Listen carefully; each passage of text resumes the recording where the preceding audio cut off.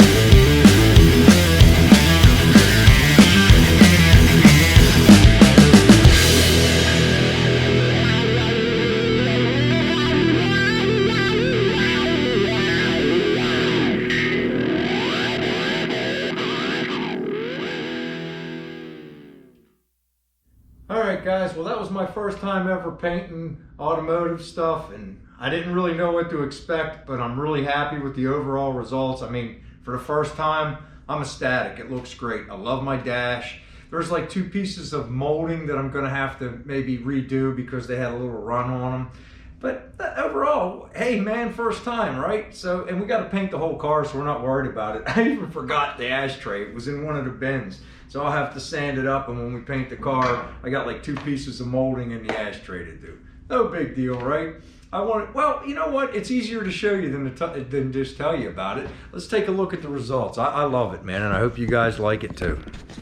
All right, so first of all, there's some of my Christmas presents. I'm just mocking things up. But bring you over. Kim got me the new bezels and the Bel Air dash trim for the dash. It's kind of odd because I'm dressing, it's a 210 car. I'm dressing the outside 150, but the dash is dressed in Bel Air. And you know, Don from Don's Hot Rod Garage had a great suggestion, and that's what I went with, because it had radio delete that I didn't want, but it also had 2 gauge holes here that I didn't want. So he's like, hey man, they sell a complete blank. So we went with it. Great idea, Don, thank you. And now onto the dash paint.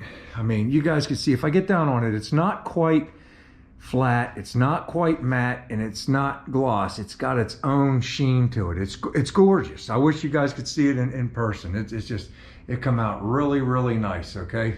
And for a guy that's never painted before, man, I'm happy with the results. Look at the cowl. The door jambs come out really, really good, okay? Down here, right here is where my body work was, and you can't even see it, guys. Look at that. That's the rocker.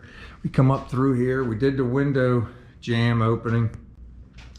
All right, it looks gorgeous. Now right here, you can see it a little bit. I might have to work on that a little bit. But hey, overall, we're not worried about it. Like, the only thing, this was just so we could mask. We just painted this because it was exposed metal, because we had worked on it so much. So we just want to be able to mask the glass off when we go to paint, and you know, we can come all the way out to here with our masking if we want to now, because we got the Hot Rod Black on there. And here's our body work here that we just wanted to see, and we're happy with that. You got your package tray, inner quarter and outer quarter all meet here, and it's got like it rolls down and rolls over all at once. And for a guy who never did body work, I'm happy with that too. All right, you come over here, come around, and we'll check the other side out. Also, if you can see up there, the holes are long gone, guys. Now when we take this masking off real quick, you guys know there'll be a hard line there, but we'll DA, we're gonna DA up into it, okay? Come over here, show you this side. Let you guys have a real good look at this side here. Sorry about the strobing of the LED lights, guys, but I wanted to light that dash up for you guys, huh? But here's the, again, here's the door jamb on this side, the cowl, you know, all the way around. Bring it down and show you this really nice job on the rockers. All right, so we're gonna have to really take our time fitting these doors to make them look decent to go along with everything else. And like I say, the same thing here. There'll be a hard line when we take that off, but we're gonna DA it up into it. We just wanted to get that raw metal covered over. And then there's the other bodywork line that I just wanted to check myself with. And then we'll do the same thing there. Like, you know, we'll sand it all out because we still got to do a little bit of body work. And we're gonna, now we got the confidence to do some body work, we'll be able to do these back lights and everything back here next. All right. Also get ready to start doing this. All right. So that's what I got for the body work and the paint. And you guys see my Christmas gifts. All right, so I think what I want to do now is I want to pull this stuff all back out and box it all back up so none of it gets damaged. Then I want to take this bezel right here, because we're going to be going to see Jay just after the holidays, and I got to return his bezel and one of the Speedos he gave me. All right, and then I'm going to put the new glass in. That way our new piece will be ready to go. All right, so let's get set up and let's do that. All right, give me just a second. Oh, I'm sorry, guys. Let me show you real quick. I boxed up our molding. I didn't get a chance to show you our molding. All right, it came out pretty good. Here's a piece here. All right, so most of it's come out perfect and nothing really wrong. These go on from the dash up to the ceiling. You know, both of them came out really nice. This is the one that had a run on it right there. So we'll sand that down and repaint it. But you know, when it's your first time, you're not going to be upset about something like that. And then there's one of these driver doors. I think it has a run right there. And we'll sand that up and fix that. But overall, for never painting before, that's what we came up with. All right.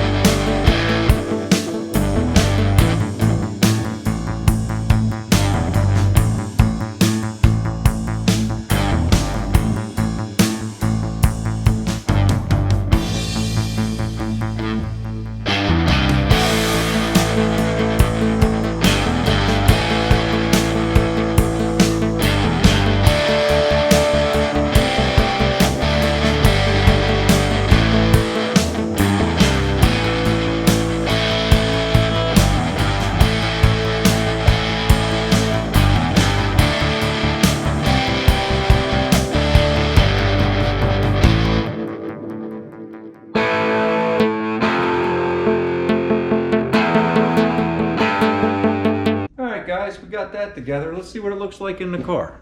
Why not, right? There she goes, right there. Isn't that sweet?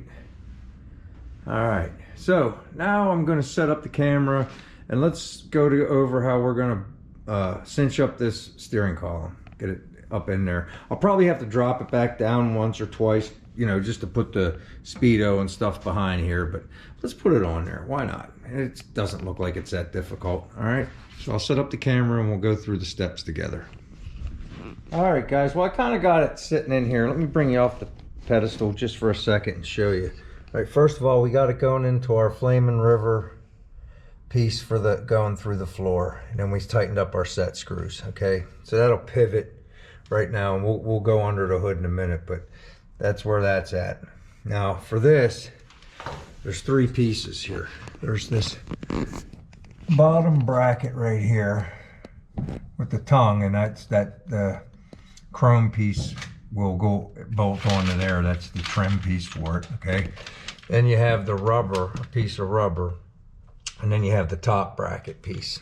All right, so the rubber will go around this and this. I don't know if I can get it like that. It's kind of a pain, but it goes like that. All right, and there's a tab on the back of this. It lines up with this slot under here. I can't get it to go all the way in, but I mean, the rubber would have to be scrunched to nothing. So we're just gonna put it up in there and we'll see what it looks like when we're done. All right.